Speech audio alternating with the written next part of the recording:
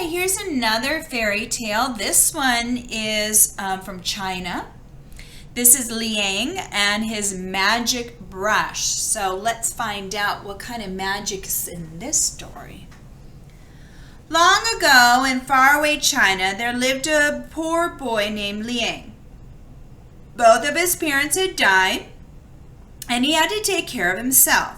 To make his living, Liang sold firewood, but he carried in his heart a dream of becoming a great painter. This was all he could think about. Each night he would dream of painting mountains, birds, people, and animals. But Liang was so poor, he couldn't even afford to buy a brush with paint to paint with. One day, as he was walking along a street in his village, Liang passed a school where a teacher was showing his students how to paint. Liang was fascinated. He stood on tiptoe and peered into a window for as long as he could, just watching how the teacher applied paint to his paper scrolls stroke by stroke. To get a better look, Liang slipped quietly into the school. When the teacher finished, Liang walked up to him and bowed very low.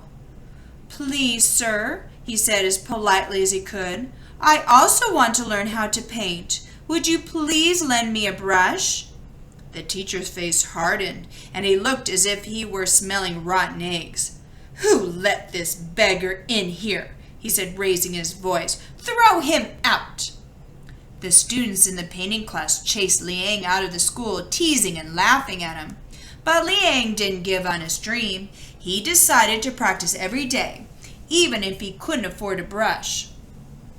When he went up into the mountains to gather firewood, he would use a twig to draw birds and animals in the dirt. When he went to the river to fish, he would draw in the sand. He practiced every chance he had and soon became very good. His drawings looked so real that people who saw them expected them to come to life. But Liang still didn't have a brush. One night, a kind-looking old man awoke Liang and handed him something. Liang instantly knew that he shouldn't fear this stranger and accepted his gift. "This is a magic brush," the old man said, "but always be careful how you use it."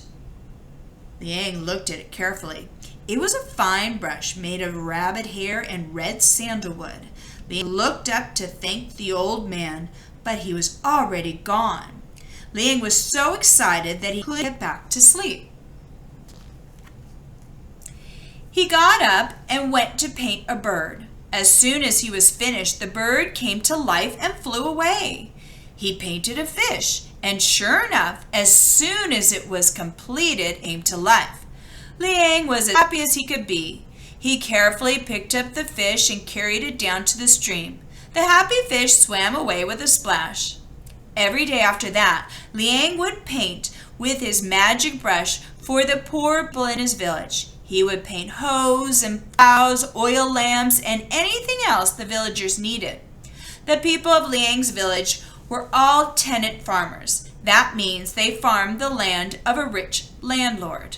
They kept part of what they grew for themselves, but they had to give most of the harvest to the landlord as rent.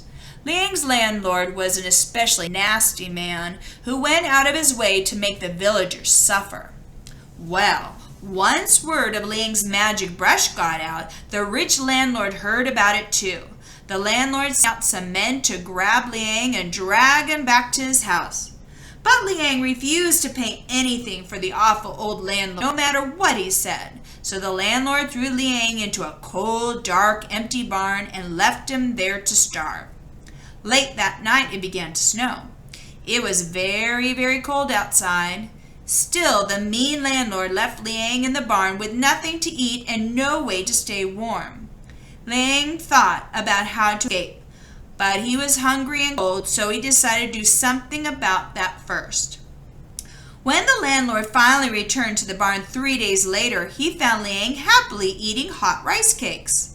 Not only that, Liang had painted a stove, a steaming pot of hot stew, and a nice thick mattress with his magic brush.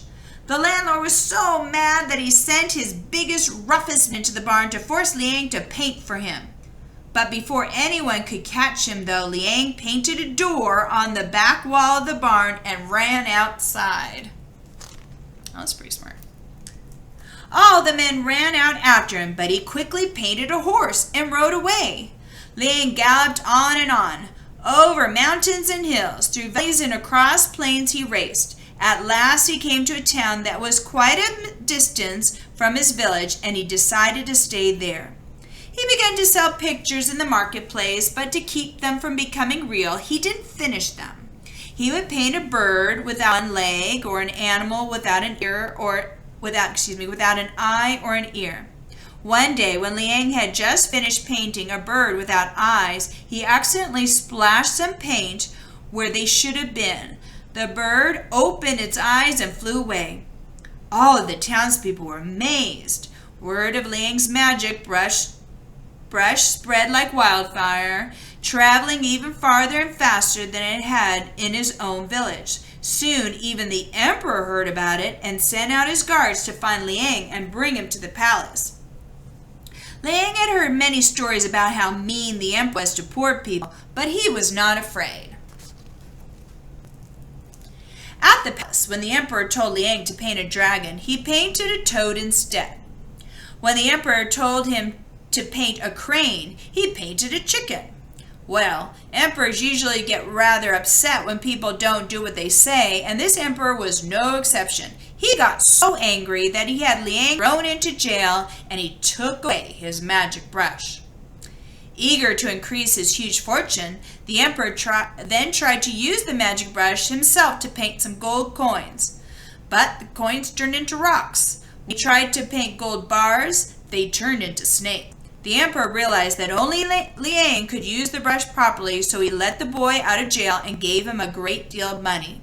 He also gave Liang presents and tried to win his friendship. Liang pretended to go along with this, but no matter what the emperor said or how many presents he gave Liang, the boy somehow remembered the kind of person the emperor really was in his heart. The emperor, determined to get Liang to paint for him, decided to take him out of the palace one day. "What a great day to spend by the seaside," he said. "The fresh air will be good for everyone. We shall have so much fun." And off they went, the emperor, the courtiers, and Liang. On the way, the emperor told Liang how he had always wished to sail to other lands across the ocean. When they arrived by the seaside, the emperor asked Liang in the sweetest and most polite way possible, "Would you please be so kind to paint me a boat?" So Liang painted a magnificent dragon boat that was fit for emperor. The emperor, of course, was delighted. His plan was working. "Now I can go sailing," the emperor said, his eyes shining, "but I will need to bring along some gifts for the people I visit across the ocean." He flashed Liang his sweetest smile. "Please paint me some cloth, food, and provisions for the journey. Oh, and some chests filled with gold coins would be nice too." So Liang painted bales of fine silk cloth, jars and urns of food and provisions, and chests filled with gold coins. When the greedy emperor saw the gold, he got quite excited. "More!" he said, trying very hard to keep his composure. "Paint more gold!" So Liang painted 10 more chests of gold coins. But still it was not enough, and soon the emperor was shouting, "An emperor like me will need more than this to travel. I need gold bars, lots of gold bars." So Liang continued to paint. "More, more, more gold!" screamed the emperor, turning red as he was boarding the boat with his courtiers. "Fill the boat up with gold!" Liang kept painting more and more gold. Soon the dragon boat was overloaded with gold coins and gold bars. "Now paint me a good strong wind," the emperor ordered. Liang obediently painted the wind, and the heavily laden boat set sail quickly. Not long afterwards, however, it started to sink. The boat was much too heavy to be seaworthy, and it sank to the bottom of the ocean, never to be seen again. The story of Liang and his magic brush spread throughout the country, but no one knew what happened to the little Liang. Some said he went back to his village and lived with his friends. Others claimed that he spent his life wandering the earth, painting poor people wherever he went. Oh, wow, there was lots of magic in that one. I especially like when he escaped, right?